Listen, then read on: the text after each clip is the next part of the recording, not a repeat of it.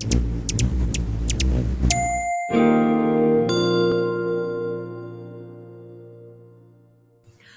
to CharityVillage Connects. Today we're celebrating the winners of the 2022 CharityVillage National Awards.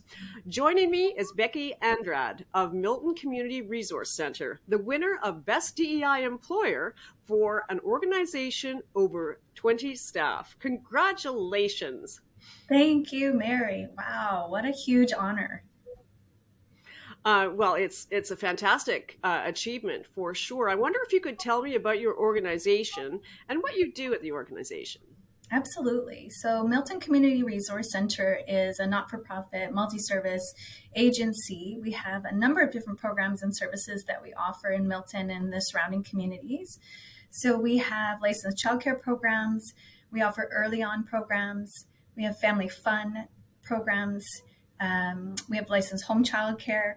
We operate the Halton Resource Connection, which is a series of programs that support educators and childcare operators around the Halton region. And we also have empowerment programs, which are free and designed to empower and provide access to women and girls and families to make sure that their basic needs are met through an infant food bank, through a period power initiative, and through a She Can Girls program. And I'm the Associate Executive Director at MCRC. And Becky, I wonder if you could tell me why it is that you think that, you became a finalist and then ultimately a winner. What do you think made that special difference for your organization? That's a great question. You know, we're so honored to receive it, and I'm not sure we thought we'd be a finalist, so it's such a huge honor. And I think for us, what has made the difference is that we've spent a few years working on this so far, and we've taken some really intentional steps along the way with bold leadership from our executive director, from our board of directors that have really, supported and encouraged the work along the way. So soon after the calls to action were released through the Truth and Reconciliation Commission, we started our journey to begin to respond. We've been able and lucky to work with some really incredible community partners and an Indigenous reconciliation consultant and facilitator to help us understand, what are we doing in our programs? How are we doing things in our programs? What do our policies and procedures look like? Are we welcoming? And even down to the physical environment, when someone walks in the doors, do they see themselves in our programs? So grateful to have had that opportunity. We spent a lot of time working on education campaigns with our employees, so some very intense workshops around truth and reconciliation, around understanding the Indigenous community. And beyond that, we also really went into a deep dive around all diversity, equity, inclusion components, and we're lucky to participate in some workshops that were facilitated locally through an organization called Mending the Chasm. They had an intense program called the Inside Out Project that we were able to participate in and share within our organization. And then we also have representation at the Halton Equity and Diversity Roundtable, which is a grassroots organization that's meant to support organizations in our area to work on equity, diversity, and inclusion. And they have a organizational self-assessment tool that we called together a working group to take a look at what are we doing within our organization. It's a really incredible tool to help you look at your leadership, to help you look at your communications, to help you look at your programming, policies, procedures. And really with that group, we saw a lot of excellent feedback coming out that helped us work towards developing a framework.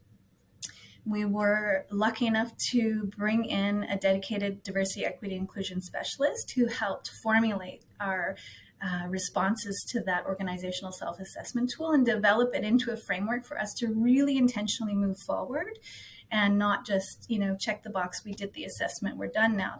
That's not at all, as everybody knows, that's not at all how this work is achieved. And so with the implementation of a dedicated role, we had a framework developed that has guided us over the last 2 years. And again, bold leadership from our board of directors who most recently integrated as a key priority, diversity, equity, inclusion for the organization for the next 5 years, because we know, although we've come so far, the work will probably never be done. And we need to make sure that we're constantly thinking about how does the community feel when they're coming into our programs, and how do our staff and students and volunteers feel in the organization. So we've focused our attentions mainly on our internal components to really do that look in the mirror and make sure that we are taking those intentional steps internally before we start to look at what are we doing in our programs and services. The community needs to feel, and our staff needed to feel, that they had a good sense of belonging before we can focus on, what else are we doing in the community. Well, I have to say, having been exploring this issue with some of the top DEI experts in the area and consultants and people who've been working in the space, you are actually, you're manifesting as an organization many of the things that I've heard from them about how the critical needs that have to be in place before you're successful, that kind of self-analysis, the kind of internalized examination to before one begins to build out and think about it, and it being sort of part of your DNA in a sense as an organization and an ongoing effort. What do you think made the difference for your nomination? Oh, that's a really good question. I think that we have such bold leadership. We have strong commitment. We are not sort of putting ourselves out there as we're done, we're here, learn from us because we're all complete. That's really not how we look at it. And as you identified, it's part of our DNA now. It is something that, is our work. It's not on the side of our desk. We need the focused and intentional, I've lost my word there. We need that focused attention to really look at how we're doing things, what we're doing, and making sure that our staff feel a really strong sense of belonging in order to project that for the community as well. And so we had done, some work. We've surveyed staff around some demographic information, and we really work to understand who we are internally. And I think these things are key, as you pointed out, in the research and the experts that are out there. We're trying to make sure that we're following that advice and that we're listening to the community, but our community also being our staff, our volunteers, our students that are coming into the organization, and making sure that we can do everything possible to meet their needs and to formulate and cultivate that sense of belonging. Well, you know that we have an independent committee of judges who assess these things for us. We don't pretend to be the experts at Charity Village, but they are.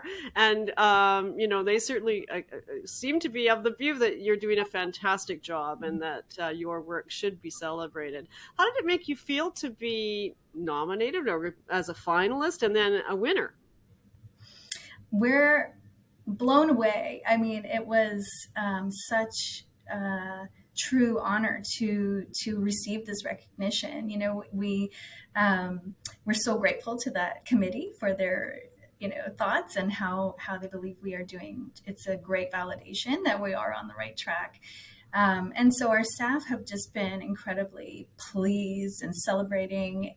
And the nomination, we sent out an announcement to everyone to celebrate that we were even nominated, and thought that was just an incredible achievement. So the positivity and the validation I think it provides for everybody was overwhelming.